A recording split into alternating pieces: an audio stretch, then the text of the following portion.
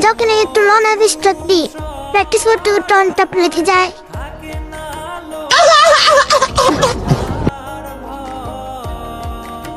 But পরের রাউন্ডে একটু মজা করতে চাই, তারপর দেখো কি হয়।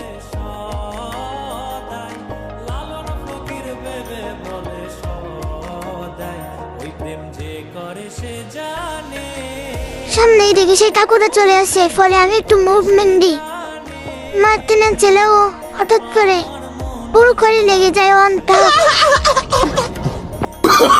Oh, no, no, no, no.